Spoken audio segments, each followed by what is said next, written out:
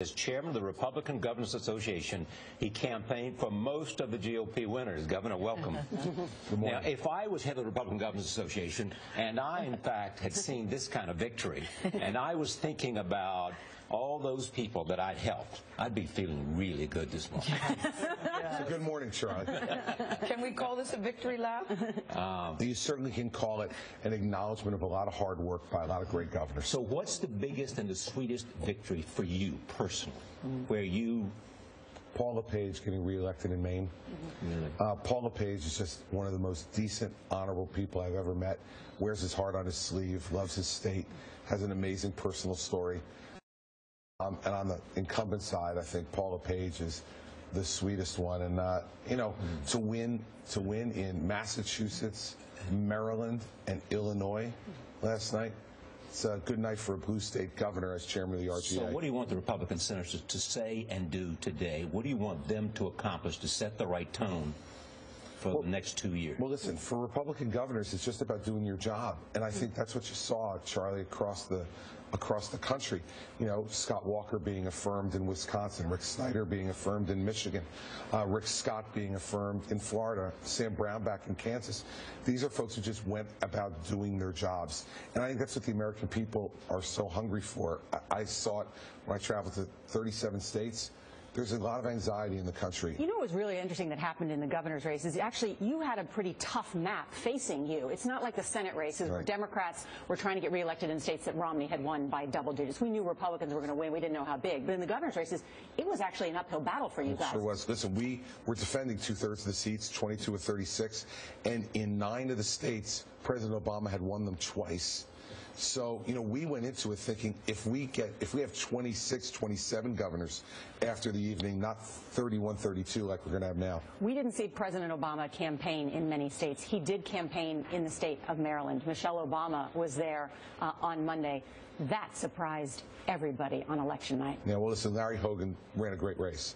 And you know, they're rejecting the policies of Marty O'Malley and his lieutenant governor, Anthony Brown, who was the candidate of high taxes and big spending and big government in Maryland.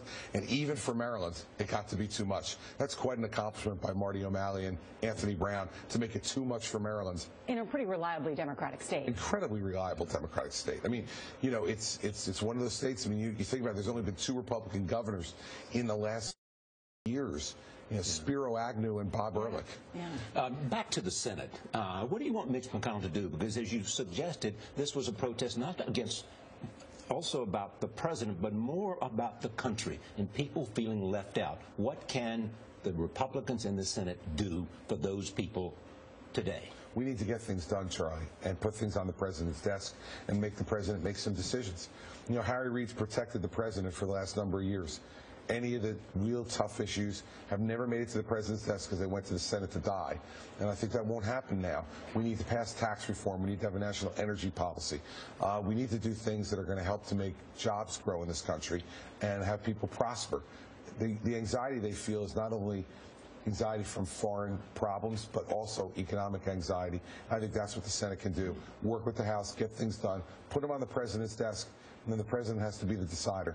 So as you look towards 2016, as you sit here personally, do you feel some kind of vindication and validation? Because you've been taking lumps recently for your comments about the sit down and shut up. No, well, listen, that stuff happens all the time. Folks in the media love to focus on that. It wasn't just the media, though, focusing on that. Listen, well, you know, whatever, but you guys report it, so that's how people know about it. I mean, you know, the fact is, I'm never going to apologize for being who I am.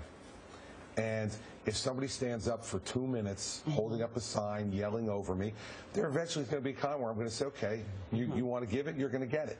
You don't regret handling it that way? Not one bit. Not one bit. No, not one bit. This is who I am, Gail. I'm not going to change who I am. So states are really the incubators of policy, right? If you had to pick a state where an incubator of policy, would it be Kansas that should be replicated, Wisconsin that should be replicated on a national level?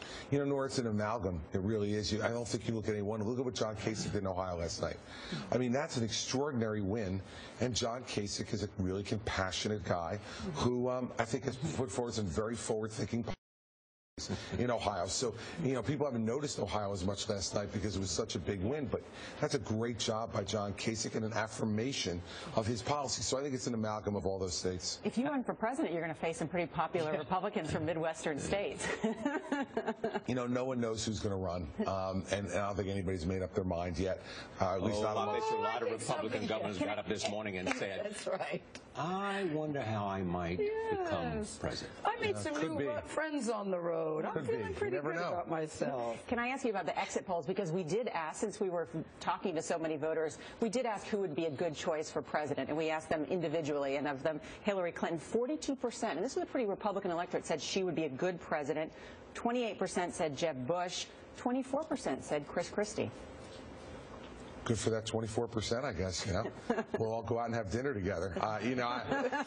The fact is, it's way off, and my view on all this is that my job this year was to elect Republican governors and re-elect Republican governors, and I didn't spend any time on anything else. No other fundraising, no other activities. All my political activity was on this, and I think this morning we feel really good that we all stayed united together and we got the job done. Governor, thank you very much for joining us this morning. Charlie, thank you.